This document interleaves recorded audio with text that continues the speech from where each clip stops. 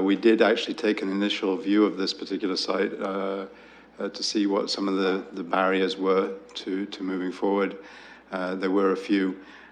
Basically, what we're trying to do here is just keep some continuity, keep the revenue flowing, and any review of that site will actually probably include lands to the south of that as well, because there's a whole raft of land that we own in that area.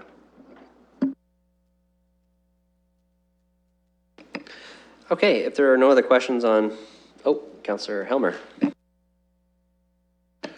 Thank you. I wanted to comment on number 5. This is humidification, dehumidification equipment at Stronach Arena. And I must say, this is a good example of something reaching its end of life cycle, because I was in there on Saturday with my nephew who's playing hockey, and you couldn't even see through the glass. It's so fogged up. So I'm very happy to see, I saw this come up in the report, and I said, don't worry, kid, we're fixing that dehumidification problem in the arena. It's going to, so I'm really happy to see it. I also appreciate this going to save us some money to make the replacement. You know, I think we may be past the point where we might want to replace it a little earlier, but I did want to comment on that, and I think that it's very helpful. On the issue around the lease with the school board, I wanted to say I'm glad that we have a relatively short notice period. If we do need to make some changes, it's only 90 days, and I think that that's quite reasonable if we want to make some changes.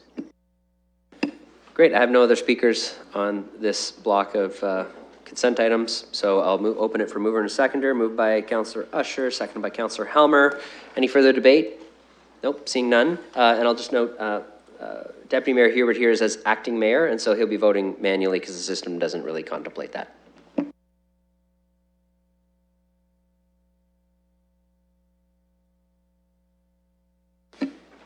Closing the vote, the motion carries 6-0.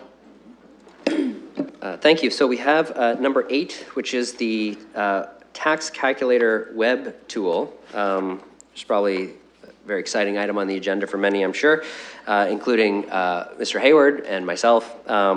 He wanted to just, because this is something that is a new tool, it's been soft launched, but something that is a good tool for the public to be able to use. He was just going to provide 2 to 3 minute demonstration of it on the system. So through the chair, we launched this on my parents' anniversary, which my dad is extremely proud of. He actually doesn't even know about it, but that's okay. Yeah. I will say, first of all, that, I'll tell you how to get there. If you go to the home page and then go to the City Hall tab and then budget and business planning, and then in the budget, you'll see this is one of the options. It's property tax calculator. When you look down, we have a mobile version as well, so that makes it accessible on mobile cell phones and whatnot. You'll see here, there's a couple of input boxes. You can go residential, multi-residential, commercial, or industrial, and you can pick your property assessment. So if I go with 221, which is the average, as we stated last year, residential, I'll stick on residential. Then you'll see your total taxes calculated. You'll see what portion is municipal and what portion is education. So 415 is education. When you go down and we start breaking down the municipal portion for 2016, of that municipal portion, which is 2596, we break it down into the various service areas, and you can see the bulk of where we spend our money is on protective services. And then financial management. Financial management is all capital costs, so contingencies and those types of things. Then what we did was, and I will note there is a disclaimer on this piece because it is just a projection, and I'll explain why. We project out what the taxes would be, the municipal portion of the taxes would be based on the multi-year budget, based on the rate increases that we've seen. What does this not include? It doesn't include adjustments for the implementation of reassessment through impact that we go through every 4 years and then is implemented over the next few years. It doesn't put in the impacts of any tax policy changes or any tax shifts between classes. So none of that's in there. And also for the individual, that may be impacted by whether they do improvements in the home and they get reassessed by impact. So it doesn't include any of that stuff in there. It is simply a guide of where we're looking, but it gives you a good idea of what we're doing. And then for each of those, what are we doing by way of how much are we investing in Centennial Hall for that? And so on and so forth. So breaking down each of those service areas in a little bit more detail. And you can see as you go down, fire services and police are up there, and that's probably the bulk of where most people's taxes go. And then the next area would be obviously in the corporate financing side, that's why we like to keep control of debt and make sure that we're dealing with our capital budget appropriately. So down here is where we talk about the disclaimer again, and obviously we get into some technical and legal jargon there so that people don't place too much reliance on it, but it does give them a guide. I'm not sure if there are any questions, but they're just kind of simple to use. Are any questions? Councillor Asher.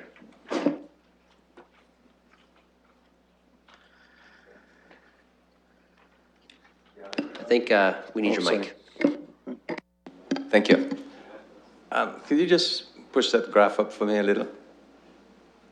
So here we have municipal, 86.2%, through you, Mr. Chair.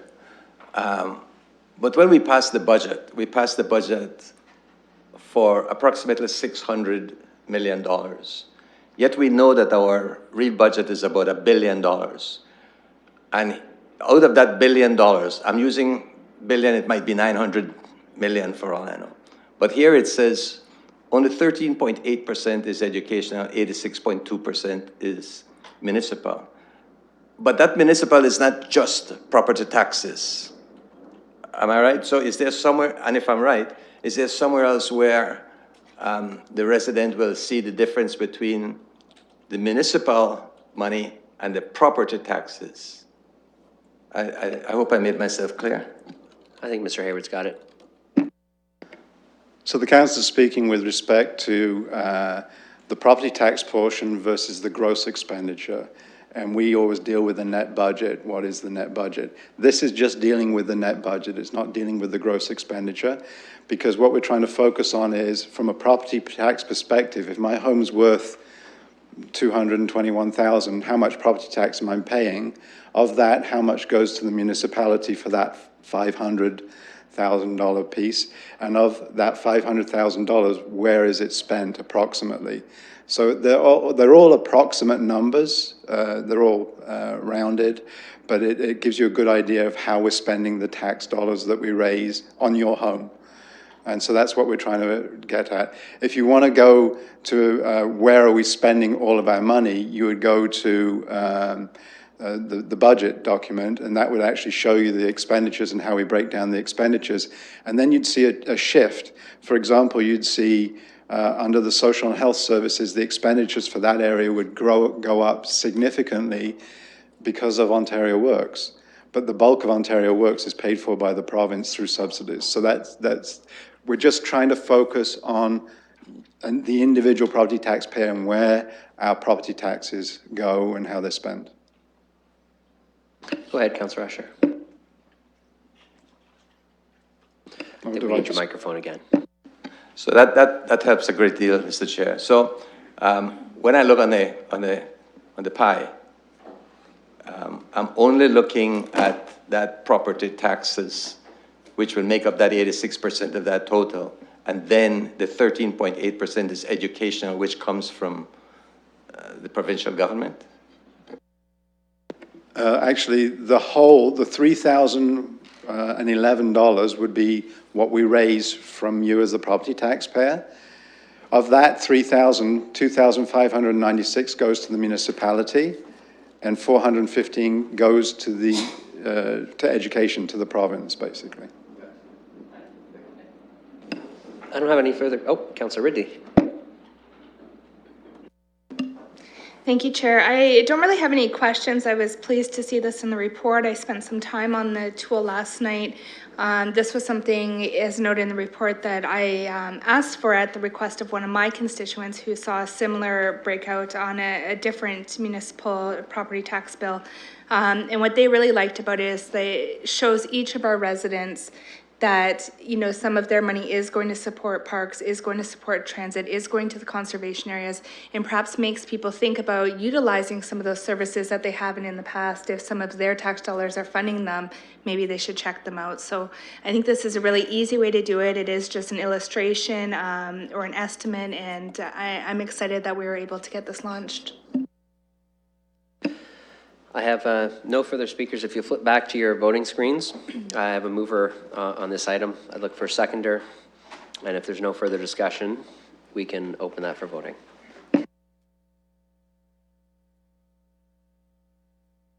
Hold on. Councillor Helmer. I'm sure it's not going to influence the vote. It's really just a straightforward comment. But I did want to say I'm glad to see that when we mail out the tax bills that we're going to be linking people back to this tool. I think it's a great way of giving people a bit more information without overloading what they're getting in the mail. I think it's very helpful. Thank you. So that vote is active. So if everybody wants to cast their vote, clerk will announce the results.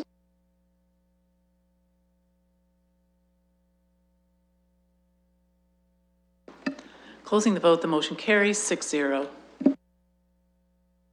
With that, we're on to our first scheduled item.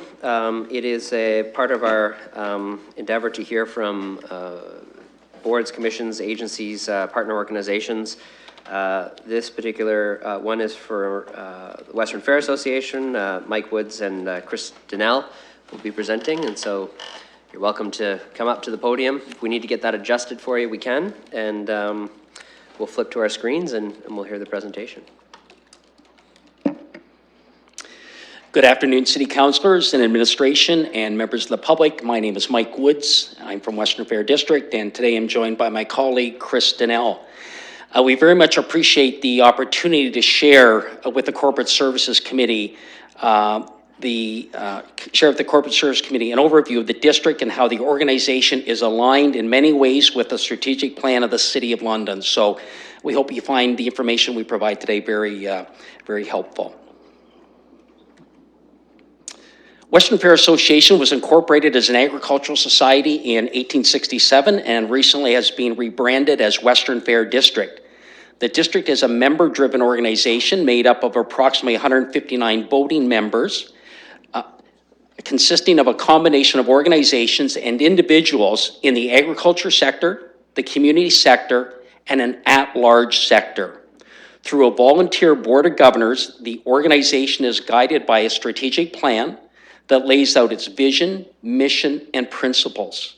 The vision of the organization is to create unique experiences that build positive memories, and that is accomplished by focusing on its mission as an agricultural society, whereby through its people, activities, and facilities, excels in creating unique experiences that fulfill the evolving entertainment, recreational, and educational interest of our customers.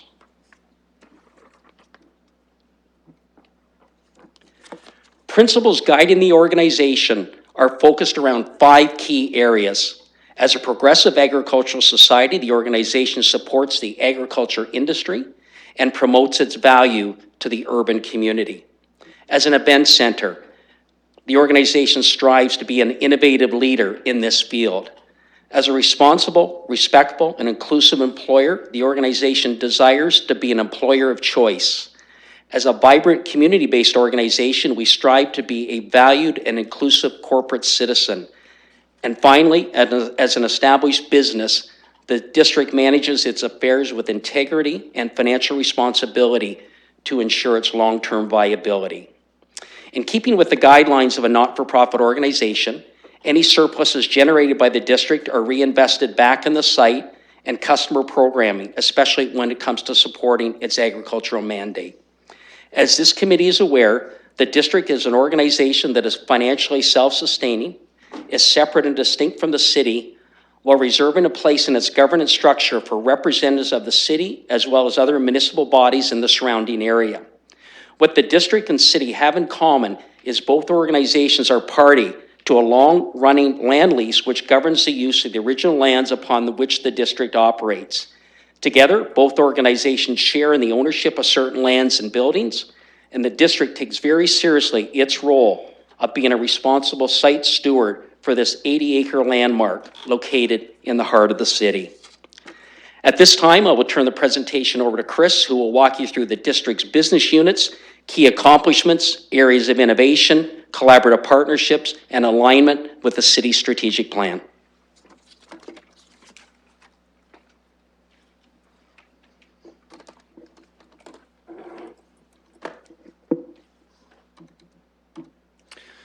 Thanks, Mike. Helping put London on the map is a focus for the district, just like the city and many other great organizations work towards. The Western Fair District has been helping contribute to the vibrancy of London for approximately 150 years through hard work, strategic partnerships, and recognizing our role in the City of London. We have evolved over the years and today play an important role in the following areas. Agriculture. One of the leading agricultural societies in Canada who is self-sufficient and has year-round diversified operations. We've been a leader in the racing industry for over 100 years and today are the third highest wagering track in Canada. The district continues to have a highly positive relationship, acting as the landlord for the OLG and have cooperatively hosted gaming in London since 1999. Through our venues, London is host to a very similar roster of shows that you would find in any larger market across Canada and the United States. From a fair to a wine and food show to a baby expo, there is something for everyone. Two unique offerings are the largest poultry trade show in Canada and the largest indoor farm show in Eastern Canada, both of which have been helping put London on the map for over 60 years. Sports. Since 2001, the Western Fair Sports Centre and the City of London have been driving sport tourism by hosting world-class events while at the same time providing Londoners with a first-class community rink to call home. Over the past year, we have continued to expand and diversify our offerings to Londoners. We continue to host unique events and build strong partnerships. Through a new ground lease with the city, we have a new lease oversight committee, an arts building in Queen's Park that has been beautifully restored, and have dedicated some land specifically for rapid transit. Working in conjunction with Tourism London, we hosted the 2015 World Clydesdale Show that saw 541 horses and their handlers from around the globe. The success of this agritourism event has already garnered interest from other agricultural world events. In partnership with Kitchener-Waterloo Oktoberfest, London was home to the first fest hall outside of the KW market in 47 years. Furthering our agriculture mandate, we launched the inaugural Dairy Congress, which had exhibitors and attendees from Canada and the United States. And finally, working with two community partners, Budweiser Gardens and the London Music Hall, and one large partner who continues to invest in London, Live Nation, we announced the four-way partnership in the annual Trackside Music Festival. Under the area of innovation, we continue to look for opportunities to evolve and support our principles. Discussions are underway about developing an agri-food campus at the district. This concept and strategy is a priority for us and aligns with our mandate and the changing landscape of agriculture today. The London Training Centre, Growing Chefs, the Farmers Market, and Fanshawe College have been engaged in the discussions to date. In 2013, the district was instrumental in the thought leadership process whereby the province engaged stakeholders in an effort to create sustainable racing model for the province. What resulted was an 8-track alliance that has proven to be successful. The Trackside Partnership is an innovative one in the industry, but equally as innovative was the transformation of a horse track during the off-season in the heart of a city to one of the premier outdoor music venues in southwestern Ontario. The next 3 slides align with the city's strategic areas of focus: collaborative partnerships, strengthening our community, and building a sustainable city. Collaborative partnerships between the district and the city or city services. Great example is the Fair City Joint Venture, otherwise known as the Sports Centre. Queen's Park redevelopment that's ongoing. Our relationship with Tourism London, which has always been strong. We continue to work collaboratively with Oldies Village BIA on urban regeneration in our area. And our provincial collaboration on racing and gaming contributes approximately $4.5 million annually to the city directly from the OLG. In terms of strengthening our community, we provide a diverse variety of unique cultural and recreational experiences. Our Learn to Skate program, hosting the high school basketball finals, and supporting our veterans with our Warriors Day celebration are examples. We bridge rural and urban opportunities through initiatives such as Growing Chefs, our school tour program and 4-H at the fair, and the Western Fair Farmers Market. And we provide caring and compassionate services like the Day of Dreams, which we hosted at the fair, and our Community Access Program, which provides free or discounted access to individuals with special needs. Our Employee Days of Caring program has contributed 765 hours to 23 community organizations over the past year. Finally, Western Fair District is a proud and committed participant of Living Wage London. Through responsible site stewardship, we have contributed to building a sustainable city by investing over $90 million in infrastructure projects since 2000. The Sports Center and the Metroland Media Agriplex have furthered our diversification and led to sustainable growth for the district. The Arts Building is a key example of heritage restoration into an accessible community space. Creating a vibrant entertainment district supports a sustainable city, and the Western Fair District is doing its part. In a soon-to-be-released economic impact study, the activities of Western Fair District contribute $196 million in direct, indirect, and induced GDP to the Ontario economy. Tied to our focus on building an agri-food campus is our support of local food sustainability. This will include supporting emerging technologies in food production and fostering relationships that support community gardens. The district created our own garden that provided food for our customers. The garden also became an educational center during the fair. The elementary school tours at fair are part of an ongoing commitment to education and promotion of agriculture, along with the secondary school agriculture career days during our farm show and our support of Growing Chefs in London schools. Lastly, we are developing our own food procurement plan, which will be integrated into all the menu options in the district. At this time, I'll now turn it back to Mike, who will speak to our future.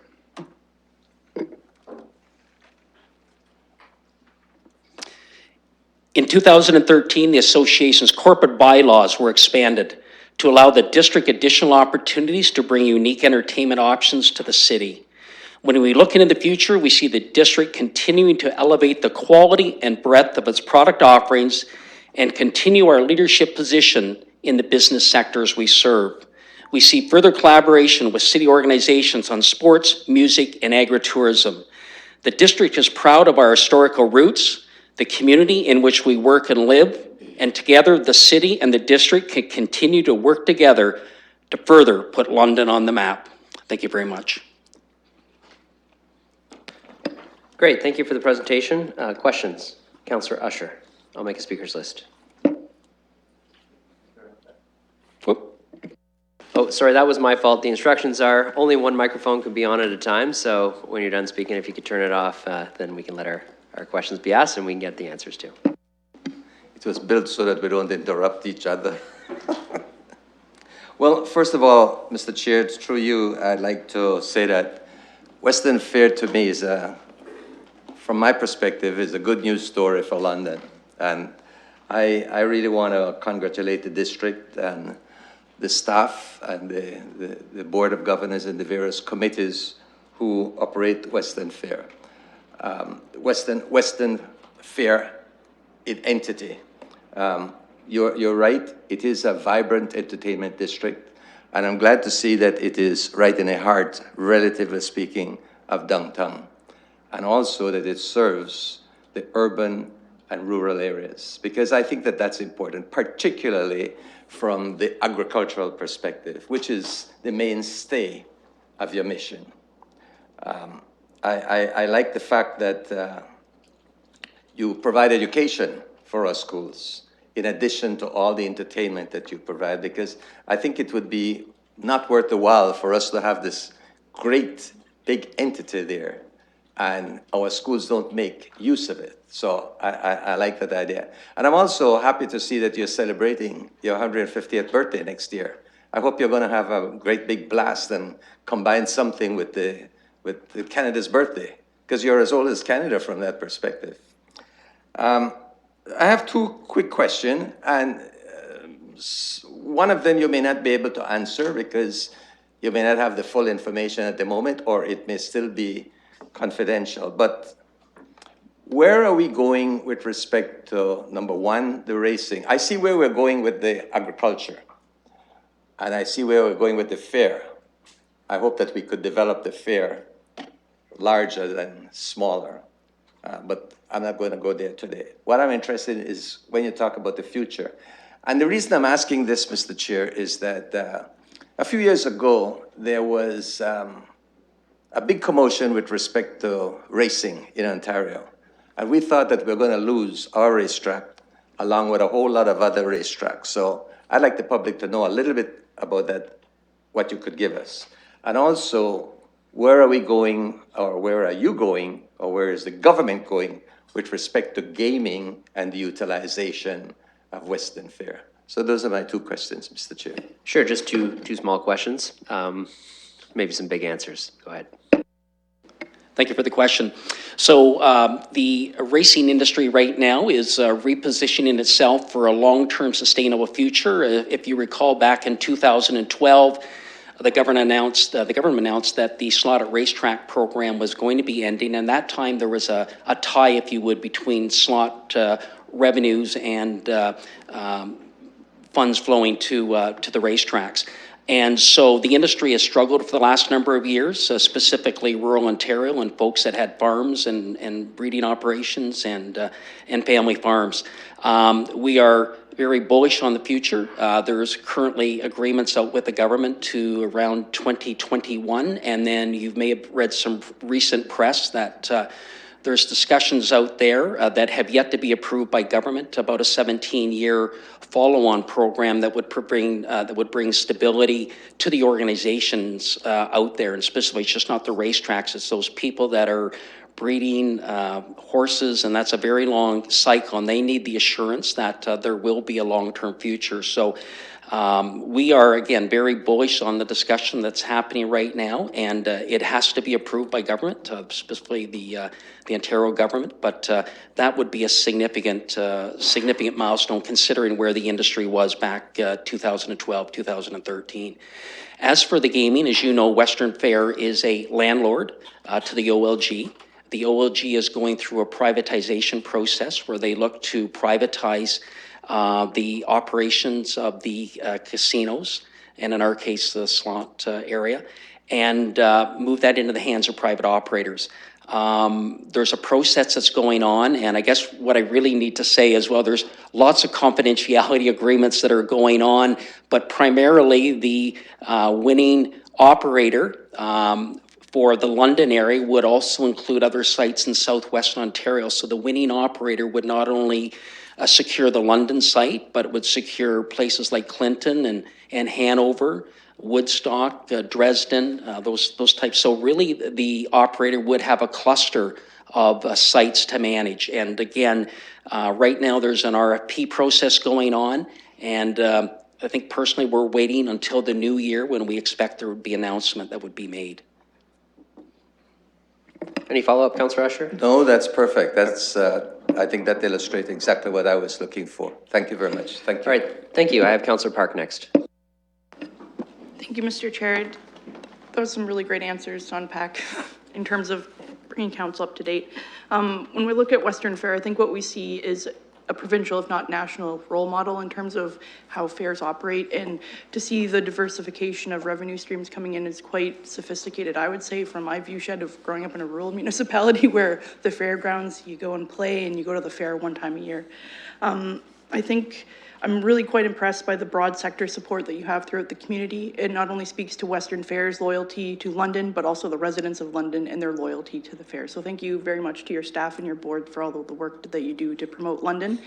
And I also really want to commend you for committing to be a living wage London champion. Thank you. Thank you very much. Other questions? Councillor Helmer. Thanks very much. We've had a number of organizations come through from Ward 4, and this might be the biggest one that's come through, that's for sure.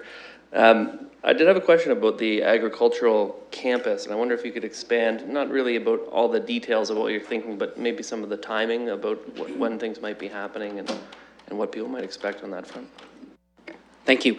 So we have this vision of an agricultural campus, which really involves a large part around education, classrooms, a farmer's market, other ancillary concepts. Chris talked in his presentation about local sustainability and food and local food. So to answer your question, it's a vision at this point, and we've been chatting with a number of key stakeholders in the city to get their feedback in terms of, do they like what we're talking about? Do they want to be a partner in that? So we're very excited about finding something of significance in that Queen's Park area, some of our buildings. What can we do to really make, in an urban setting, a agricultural food campus? And again, our specialty is in the area of education and has facilities and bringing rural and urban people together. So I can't give you specifics today, but we're working on it from a strategic standpoint. But that kind of gives you a bit of an idea. But we're engaging people locally and in our rural areas to talk about how we can be a facilitator and make something like that happen.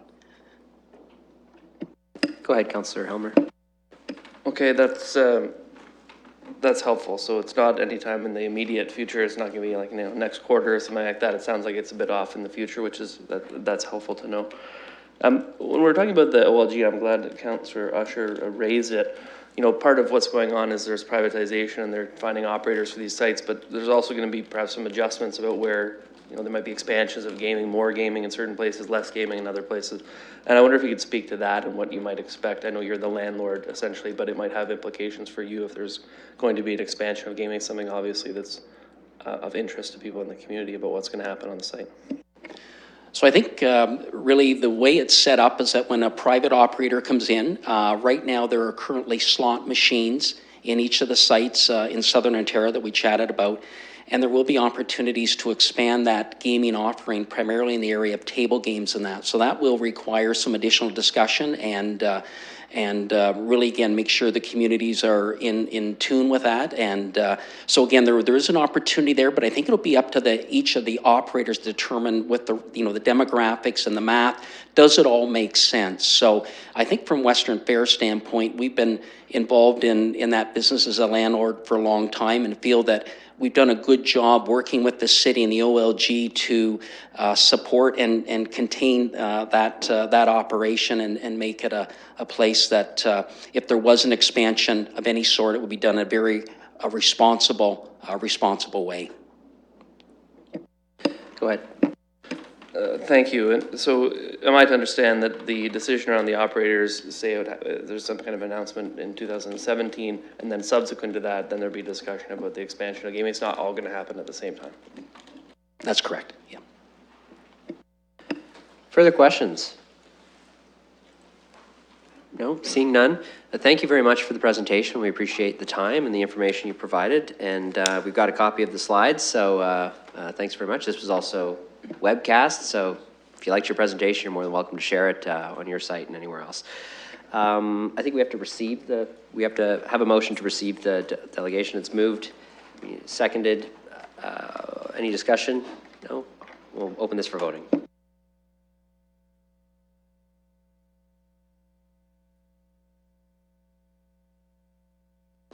Closing the vote, the motion carries 6-0.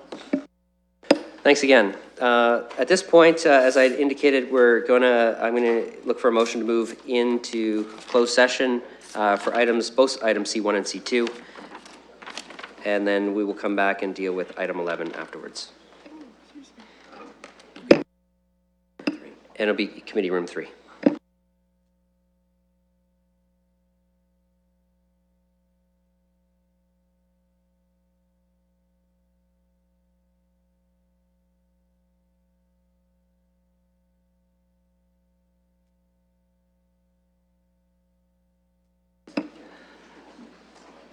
Okay, that's moved and seconded. Any discussion?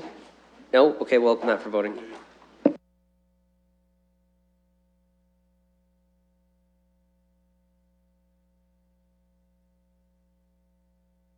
Closing the vote, the motion carries 6-0.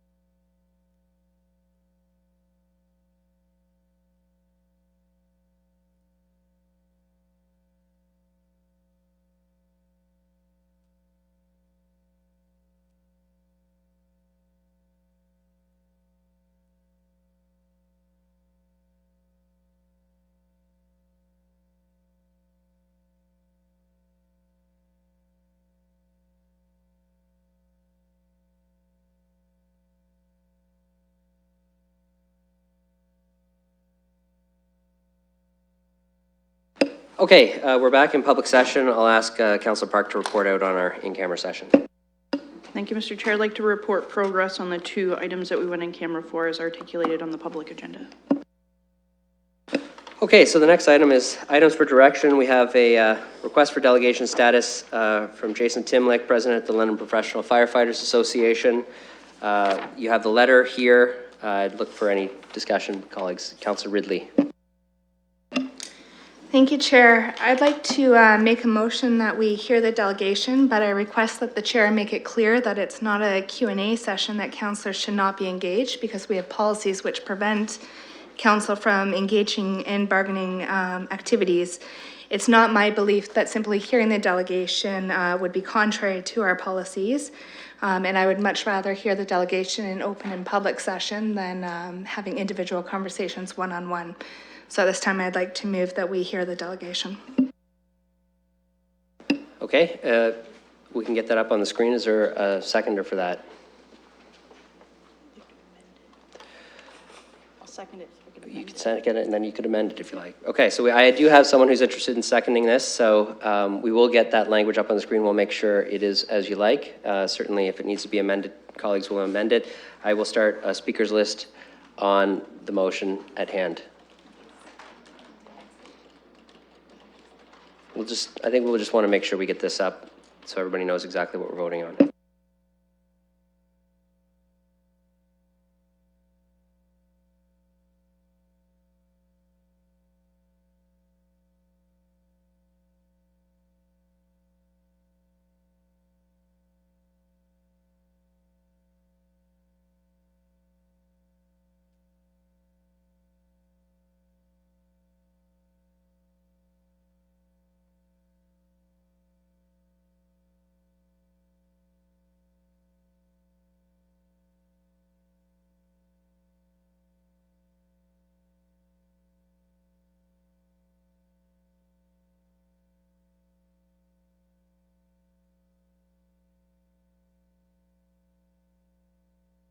As we're doing this, I've just started a speakers list. I have Councillors Park, Acting Mayor Hubert, Councillor Usher, and Councillor Salih. So if anybody else, there's too many left, want to jump on, let me know. Thank you, Mr. Chair. I would like to amend this motion that I have seconded, that we refer the delegation to a future SPPC committee meeting so that all of council can be present for it. Okay, since that's a referral, I just want to make sure everybody can read and see the initial motion on the screen, and then we can move to the referral. Referrals take precedent, so that will be the new motion on the floor if there's a seconder, which I just want, before we'll proceed in the proper order, we'll just make sure that we have the proper motion before we refer it.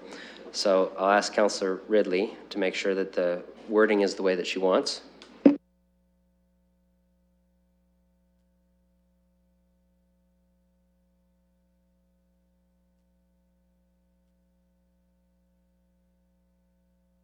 So I need that moved and seconded before we can deal with the referral. And now I have Councillor Park, who is looking to refer this to a future meeting of the SPPC. Are you looking for a specific date? I just want to make sure we get your referral proper. The referral could be to a future meeting as indicated. I'm happy also with the wording about this is not a question and answer period and those sorts of things within the original motion. So I understand the intent. If we refer this motion to SPPC, you're asking SPPC to decide on voting on this particular motion that we're referring. That's your intent? Yes, I think all of SPPC should have a vote on whether they're going to accept or reject the delegation.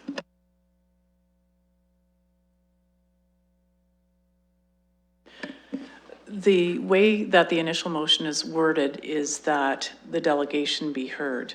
And the amendment that Councillor Park is proposing is the timing of that delegation and the location of that delegation. So if you're referring it in its entirety for consideration as to whether or not to hear the delegation, that's a whole other matter. But right now, if you're putting the motion forward to hear them, then it is what it is. Councillor Park. I'm sorry, I wasn't clear. The entire decision-making, I want to refer to SPPC.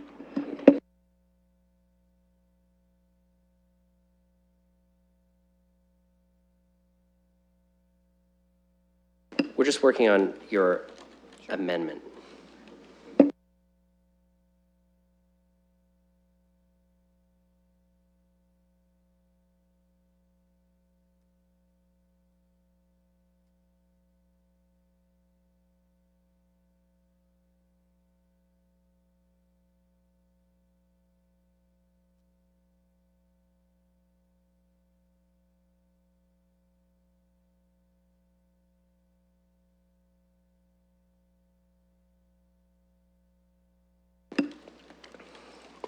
I know I need to look for a second over this. I want to make sure that colleagues can see the exact motions, and I appreciate the time. We want to make sure that these are functional motions to actually accomplish what the intent is.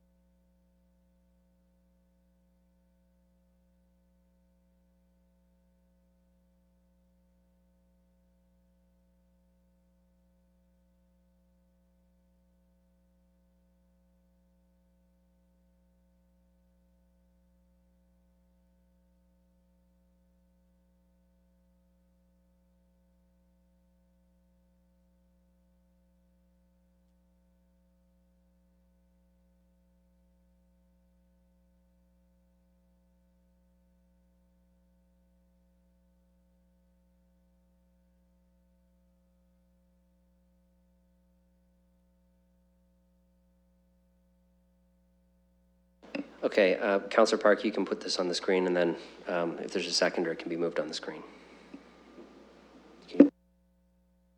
Oh, we're going to add the draft of the original motion below this. I just want you to see the referral.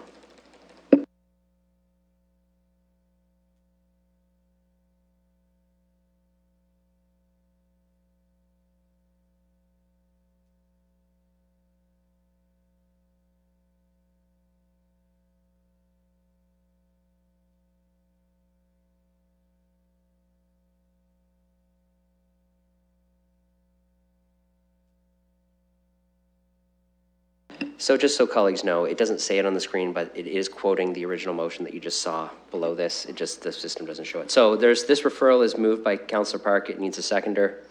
You can.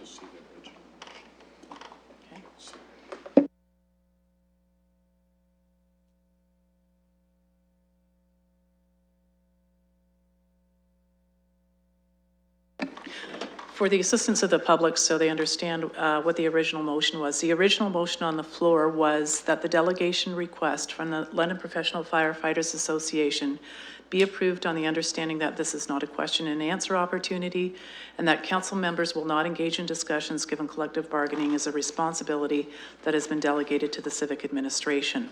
So that particular motion, the way the referral reads is the referral is taking that proposed motion, putting it forward to a future meeting of the Strategic Priorities and Policy Committee so that all members can consider that proposed motion and determine what action, if any, to take with respect to that proposal.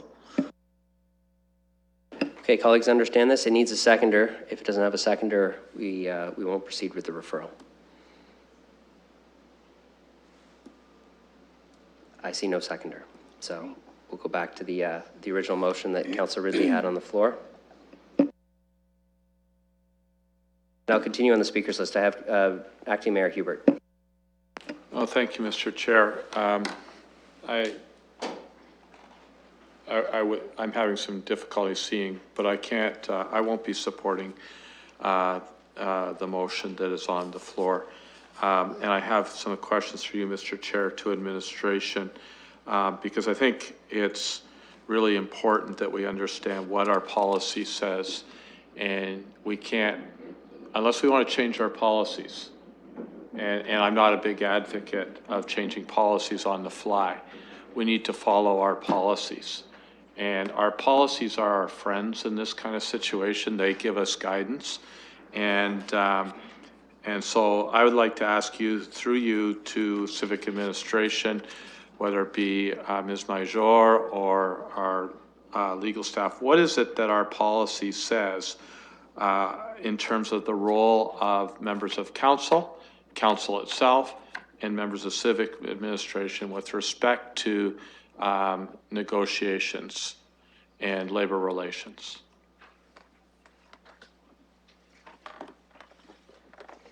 Go ahead. We need your microphone. I'm sorry. I thought it was me. Thank you. And through the chair, there are two policies and a bylaw that I would refer you to.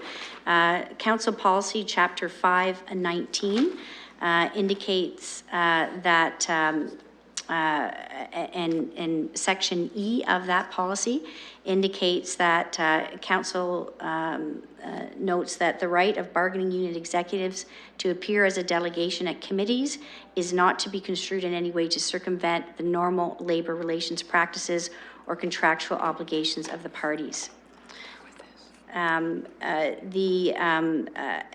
Council Policy Chapter 1827 also makes a reference and indicates that the policy provides that the mayor and members of council will not participate in collective bargaining activities, it being noted that this responsibility will continue to rest with the appropriate members of civic administration. And thirdly, I would refer you to Civic Administration Bylaw A44. This bylaw sets out responsibilities of civic administration, and in particular, in section 16 of the bylaw, 17, subparagraph C, titled Collective Bargaining, indicates that the city manager shall coordinate and direct collective bargaining with all employees and recommend to councils agreements concerning wages, salaries, fringe benefits, and other working conditions. And it goes on. Acting Mayor Hubert. Thank you. So as I understand this, and given that I have a letter from the London Professional Firefighters Association that directly refers to a labor dispute and a arbitration, interest arbitration, and the progress of that, would administration consider that to be part of the collective bargaining activities, and would they see that as riding very much under the coordination and direction of collective bargaining activities? So through the chair, it would be Civic Administration's advice that the interest arbitration process does include the collective bargaining dispute resolution avenue for the parties, and that it would constitute a collective bargaining. Thank you for that answer. I think that's the basis upon which I won't be supporting the delegation request. Okay, thank you. I have Councillor Usher next, and then Councillor Salih. I got my answer. Thank you. Councillor Salih. Thank you, Mr. Chair. So I'm not a member of this committee, so if people are wondering, I can't put any motions and I can't do anything on this front. I'm supportive of them having delegation status. What I'm just having concerns with some of the languages here where it's a little bit too scriptive for me, saying that I can't engage with discussions. I understand the council policy. I don't think anyone needs to tell me that in words, and I don't think I need to vote on something that is so scriptive to me, in my opinion. I think of this as the same opportunity if they choose to come here and just talk to us and share their perspective. I have no issues with that. I'm more than happy to do that, more than happy to listen. It'd be the same as if I was to turn on the CTV and watch Daryl having an interview with Jason or the members of the Fire Association sharing their perspective. So for me, it's pretty easy, it's pretty clear. If anyone wants to request delegation status, they're more than happy to do it with the city. I think it happens to be that it's the London Professional Firefighters Association today. But if next week, if someone comes from the public and they say, I'm just ordinary Joe and I want to talk about the fire and what you guys are doing, I think I'd grant that same delegation status as well. So I think for me, it's pretty clear, it's pretty straightforward. I understand what my obligations are as a counselor. You know what, this would be no different if I was to go out in the hallway and say, I'll meet with all the firefighters right at this stage. So for them to be in a public setting and for them to have this conversation with us in London at the same time, I just think it's a little bit more, makes more sense and a little bit more convenient. So my only concern is just the language on there being so scriptive. We're all our independent counselors. We're responsible for ourselves. My suggestion would be to accept the delegation and give all of council opportunity to be there at that time, whether it be through SPPC as suggested in the letter.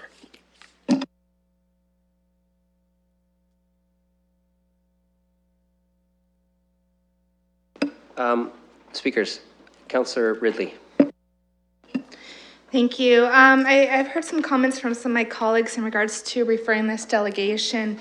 And it's really my intent with this motion that we do hear the delegation today. And it will be filmed, it will be available to any of our colleagues, so I don't believe anyone will be missing it. And I believe it's incumbent on the chair to ensure that there isn't engagement or, a back and forth Q&A, because that's really not this opportunity. My colleague, I think, was taking a look at my notepad because, it's my belief that by way of reading a blog or watching TV, I'm not engaging in bargaining activities, and by way of listening to a delegation, it's my belief that I'm not engaging in bargaining activities. I have no standing as a counselor to be a bargaining agent on behalf of either party to make any decisions or negotiations for the collective agreement. So at this point, I request that my colleagues simply hear the delegation. We typically allow up to 5 minutes for people to speak. We receive that, and it's available to all of our colleagues on the live stream and on the website after today, and they can review it at their leisure.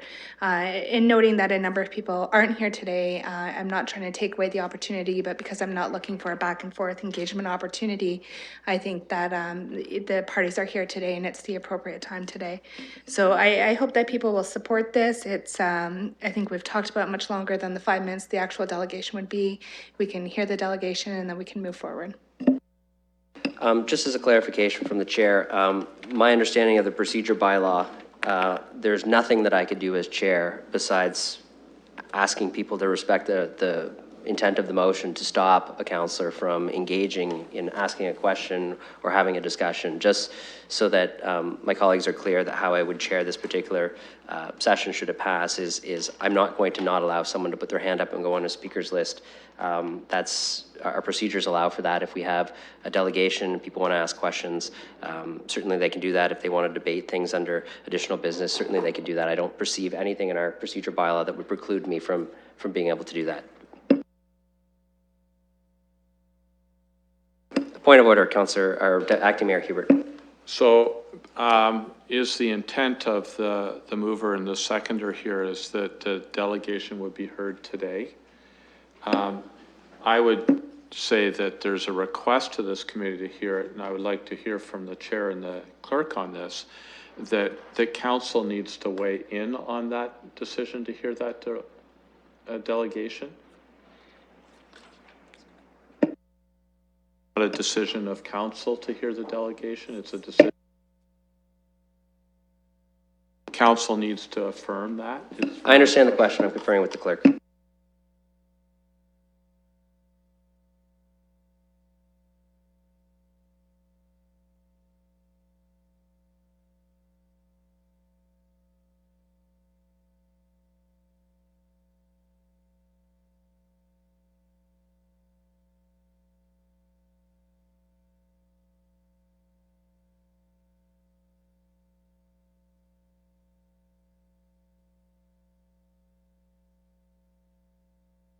I've been asked to make a decision. I'm going to do that, and then you can be on the speakers list next. So in conferring with the clerk and having chaired previous meetings of the Community and Protective Services Committee, it's my understanding that our past practice is that if the scope of the ask is within the mandate of the committee, it is certainly at the purview of the committee to hear the delegation. And if any member, so my intent would be to actually proceed with that if members have an issue with that, they can certainly challenge the decision of the chair. We can have a different decision. But based on how I have chaired committees in the past, I have allowed that, and I would continue to be consistent in my application, given that the scope of this item is fully within the mandate of this committee. And we could deal with that at the time. But that's how I would approach that. Councillor Ridley, you're on the speaker's list. Thank you, Chair. I was just checking my understanding of the planning meeting last night and the request for delegation that was granted and heard at the meeting. So I think it is a common practice across committees, so. Okay, other discussion and debate, colleagues? Oh, Councillor Helmer. Well, I certainly appreciate why the firefighters are here seeking delegation status. The dispute's been going on for a long time. And I'm not going to support it, the delegation status. I don't think it's going to be productive in any way. It's very clearly about the labor dispute. They want to talk to us directly. We have a bargaining team for this purpose. They should be talking to the bargaining team. I really understand where it's coming from, but I'm not going to support it. I think it would accomplish nothing. It would just be really frustrating for everybody, and it wouldn't move anything forward. So I know that people want to try different things and to shift things and move the whole thing, the whole discussion forward, but I just don't think that it's going to work. And I think it's a waste of everybody's time, frankly. I know where it's coming from. It's coming from a good place. I think my colleagues who want to support it, I think they're coming from the same place of they want to try and move things forward, and I get where that's coming from. They want to be open with people. I think this is a good policy to have on the books to allow union executives to come forward and talk about issues of mutual concern, but it's very clearly articulated that it's not to deal with things like this. It's for other matters. So, you know, something that came up, mutual concern. It's very clear about trying to say, if you want to talk about the budget, take that to the budget process. If you want to talk about labor relations, negotiations like this, there's avenues for that. And I think we need to keep it in the place where it belongs. So I'm not going to support it, although I think it's good intentions all around for people, and I understand why people might want to support it. Councillor Park.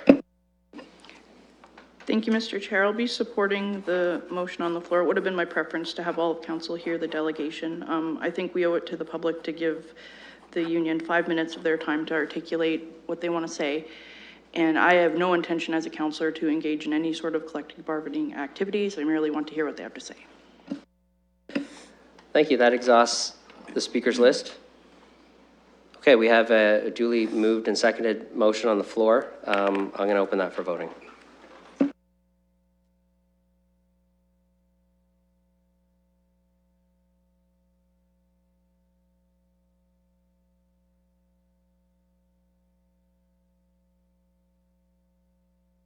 Closing the vote, the motion loses on a tie vote.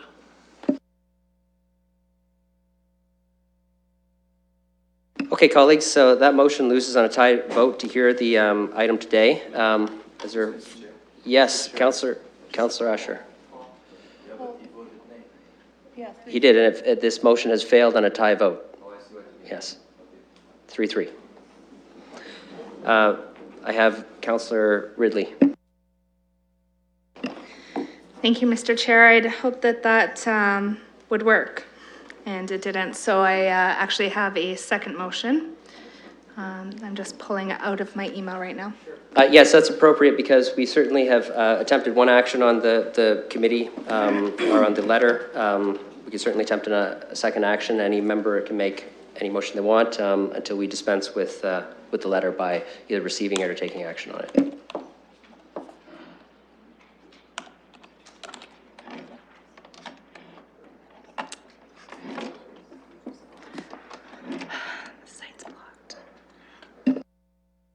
No, I'm not correct on that. I'm going to correct myself. That was dispensing the letter. We attempted to, I'm going to confer with the clerk to make sure I get this right.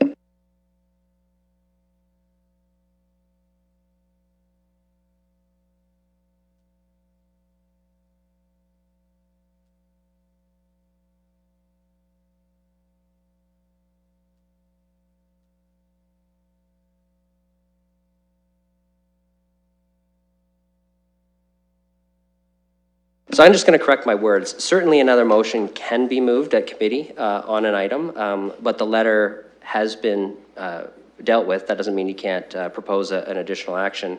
The letter was, the request was contained within the previous motion, which was defeated. That motion was to grant the request. It was not granted. It was referring to the motion, but I will have Councillor Ridley, we are still in the middle of the meeting, and we are still under items of direction. Actually, we've now completed those, but we do have additional business, which is the next item.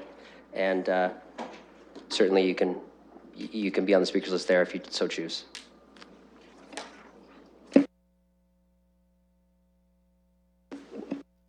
Is there any, I'm just going to do this formally. We're on deferred matters and additional business. Is there any deferred matters or additional business? Councillor Ridley. Thank you, Mr. Chair. So earlier in this meeting, we dealt with an item on which the committee decided not to hear a delegation. To that same item, I would like to make a motion, which I believe that the clerk may have in her possession. And the motion is that the following actions be taken with respect to a letter received by committee on dated September 21st from Jay Timlick, President of the LPFFA, for delegation status to address the committee of council, to address a committee of council in order to provide the association's perspective on the ongoing labor dispute between the City of London and the LPFFA. So the actions are that the LPFFA be invited to submit in writing their perspective on the ongoing labor dispute to the Corporation of the City of London, the Managing Director of Corporate Services and Chief Human Resources Officer, and that upon receipt of the written submission, the manager will be directed to transmit their written submission in its entirety and with an appropriate cover report to council. I'm going to put that on the screen because it's long, and then everybody can read it.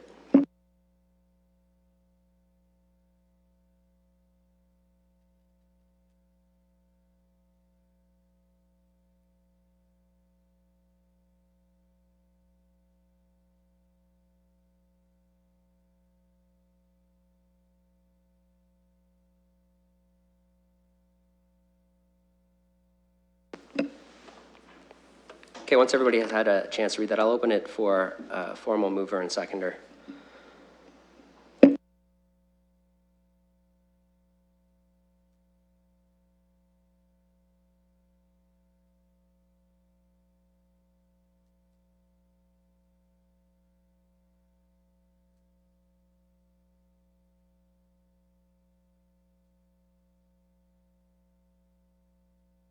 Okay, moved and seconded. I have Councillor Selly on the speakers list.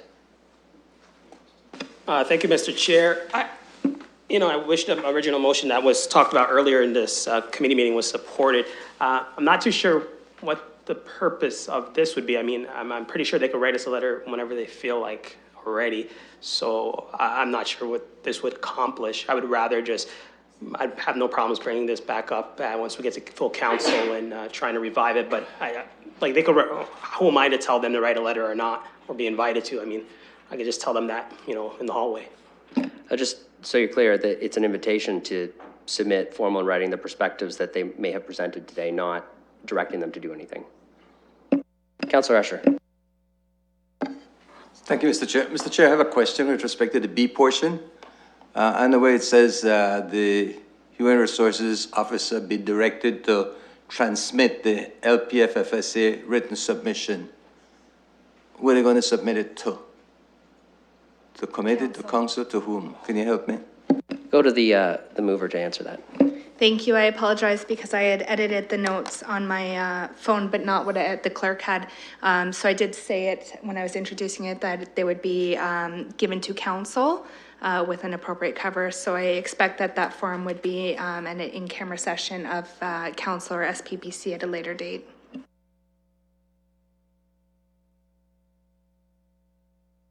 So you have to amend the motion. If it's not going to be Corporate Services Committee, which is where the mandate falls, that you need to specifically note that it would be going to SPPC. So we would need to change that if you like. Thank you. sorry, thinking through this, all of council does get documents, including confidential documents, so it could stay within the appropriate committee, or if the chair would prefer, I'm happy to move it to SPPC. Well, I'm the seconder, so as a seconder, I'd prefer you move it to SPPC. As the mover, I would like to make an amendment that I move it to SPPC.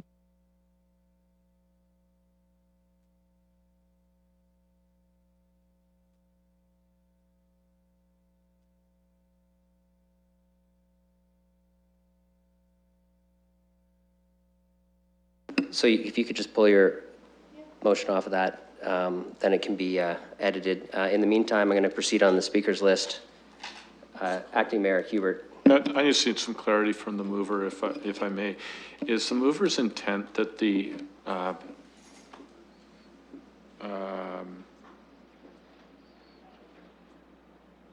so there's really three parts here. One is delegation status, part B, and then part A is a letter or some sort of documentation in writing of their perspective of the ongoing dispute, and then a response from administration. Is the mover's intent that A be in, or the delegation be in public, and that A and B be fully in camera? Go ahead. Thank you, Mr. Chair. I see the president of the LPFFA in the audience right now, and I also see he's got some papers in his hands. I suspect he has some notes that he was prepared to present today.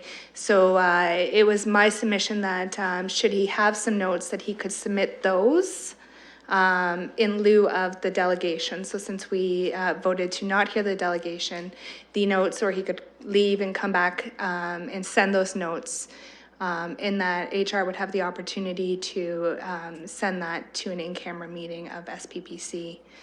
So there would be no further delegation. The delegation, in fact, would be the written submission. And it's an invitation, which they may choose to not participate in as well. Okay, so does that clarify your question? That's helpful. So back through you, Chair. So the question I'm having now is basically, this is a written submission. So basically, we're giving what the mover's moving here is basically, to my previous comments on this matter, is an opportunity for a direct appeal to the principals, to the directors of the corporation in writing, just not in person, and to circumvent our administration, which is contrary to our policy.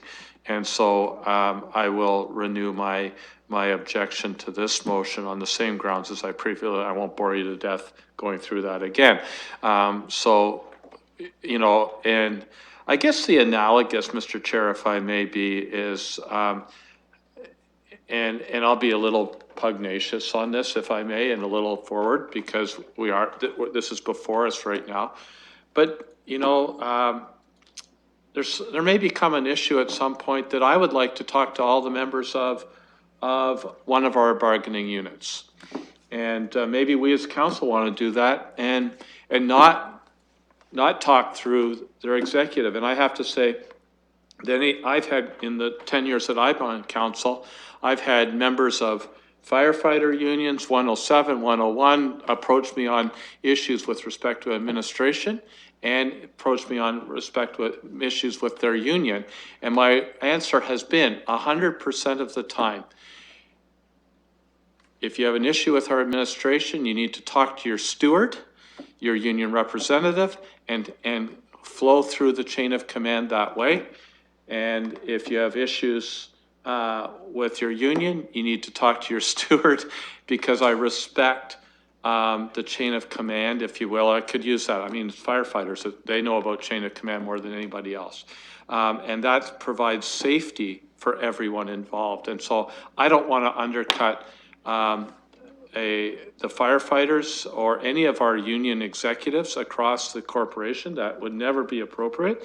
And I don't think it's appropriate to circumvent our administration, which are empowered by our bylaws to deal with these labor relations matters. I'm going to ask Councillor Park to take the chair because I put myself on the speakers list.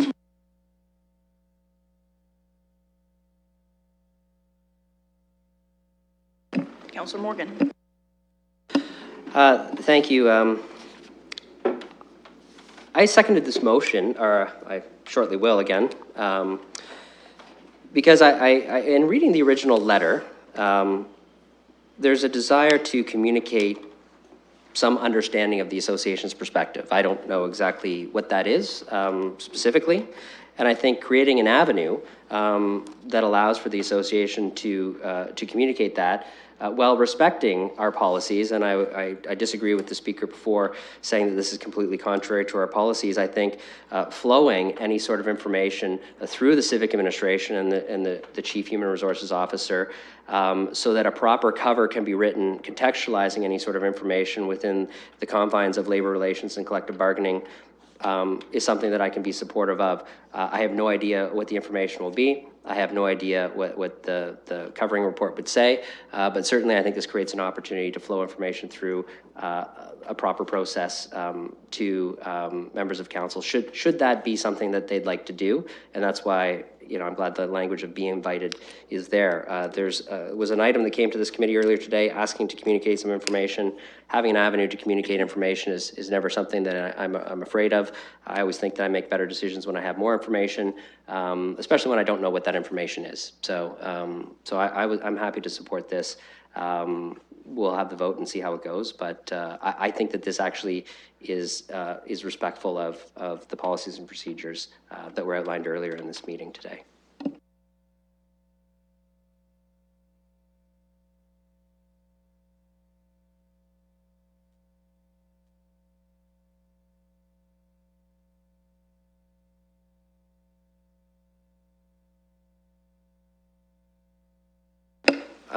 Speakers list. Anybody else? Councillor Usher.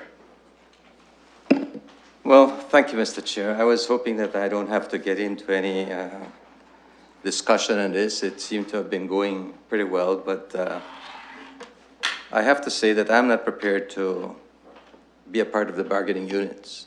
I think that we hire administration to do that. And let me say that I have a lot of respect for our firefighters, and both individually and collectively.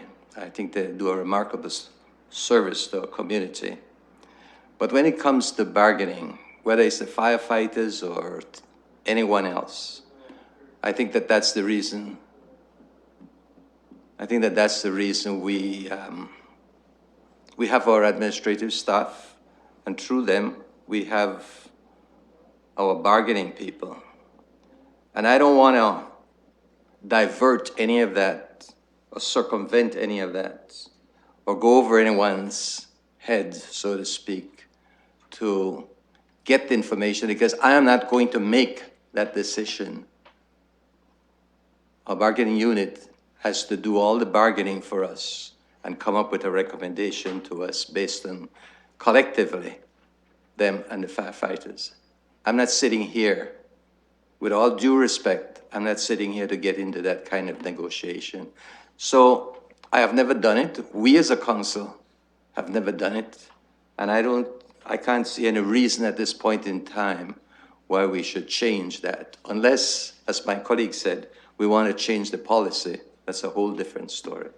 So unfortunately, I'm going to have to vote against this. Thank you. Okay, I have no one else on the speakers list. Councillor Helmer. Well, I certainly appreciate that my colleague is prepared with contingency plans for original motion perhaps didn't go through. I've just been thinking and listening to what my colleagues are saying about this one. Certainly, I agree with Councillor Slee that it's always open to the association to write to our administration about an issue that they've got their perspective on. So for part A, I don't really see a whole lot of value there. I think that's something that's open to people now. It's all really tied up in part B, which is, you know, part A is the setup, which is, you know, send the letter, and then part B is the really important part, which is the direction to our staff, which certainly it's open to us to do. And I don't like some of the implications in the particular motion there, where it's talking about above unedited in its entirety. Frankly, I don't know why that's in there, and I have some problems with that in particular. I think the overall implication is that if a letter were to come in and it was relevant to us, that we wouldn't see it somehow, and I don't really like that either. I do think that it's totally in order in the sense that like it's not circumventing our policies. It's working through civic administration. Civic administration reports to us. They give us reports all the time on a variety of issues. So I think it's very well crafted in that way. I think I'm not going to support it, although I would not discourage anyone from sending a letter. I just don't think that this is really that helpful.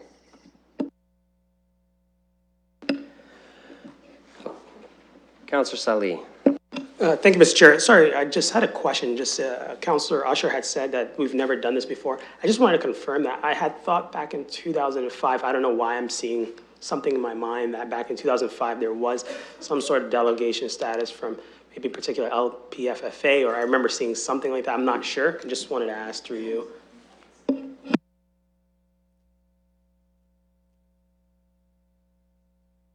I have no idea who can answer that. You're asking, the clerk can give some context, I guess. I'm not aware of the particular matter in and of itself. However, the provision of the collective agreement back in that day did have a step 2 grievance process. And it may have been that, but I can't speak to specifically what this matter is. I'm not sure which matter you're referring to. I don't think if our civic administration doesn't have an answer to that, that's something that, you know, they could certainly look up, but it's kind of a very historical on the spot question. I'm not sure that that's a question that can be answered on the spot. That exhausts the speakers list. Councillor Ridley, I don't know if you wanted to sum up or not, but if not, we can go to a vote. I'll just be brief.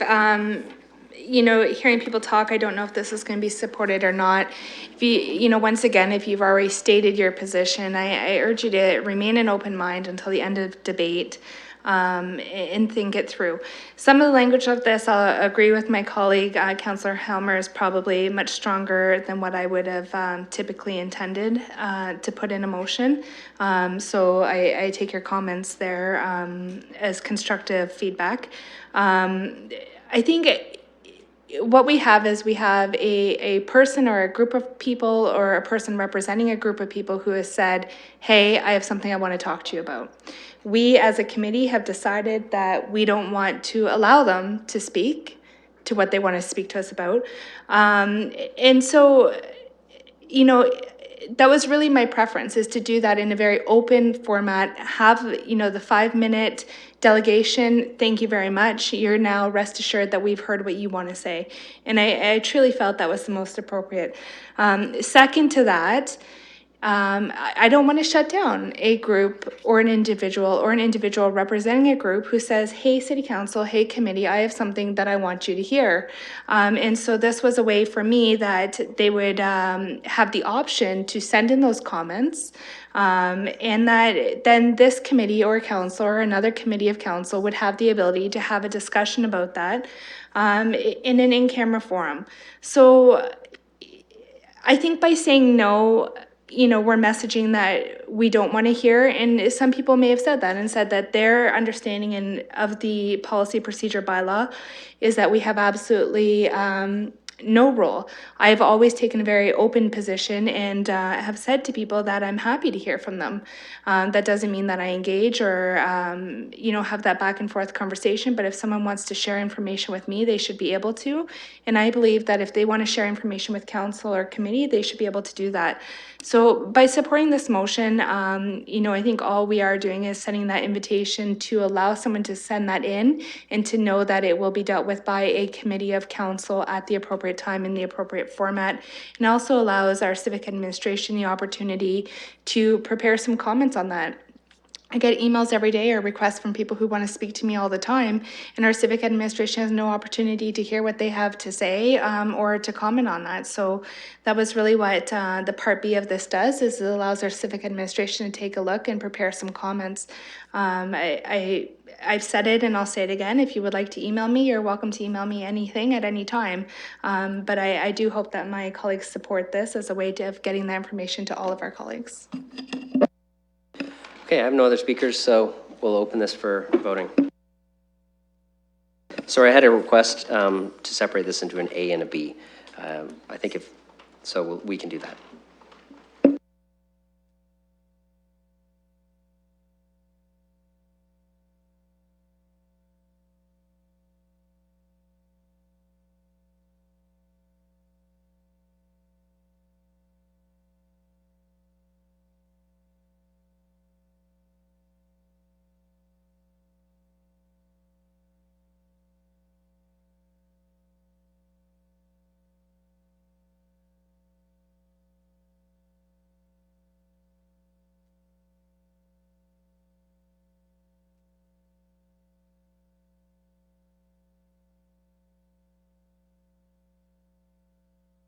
Okay, A is moved and seconded. We'll go to voting.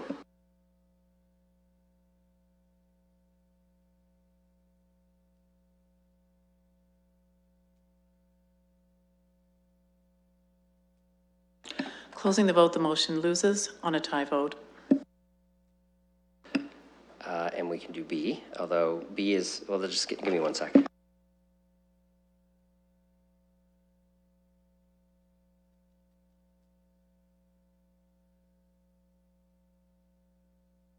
Okay, so B becomes a little redundant now, but we have to dispose of it, so put it on the floor.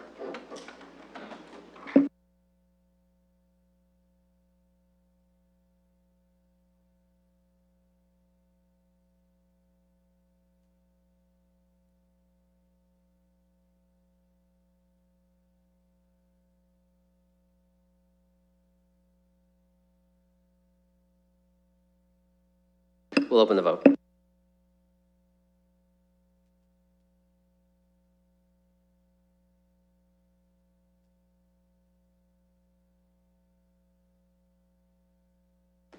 Closing the vote, the motion loses 1-5. Okay, we're still under deferred matters and additional business. Colleagues, is there any other deferred matters or additional business?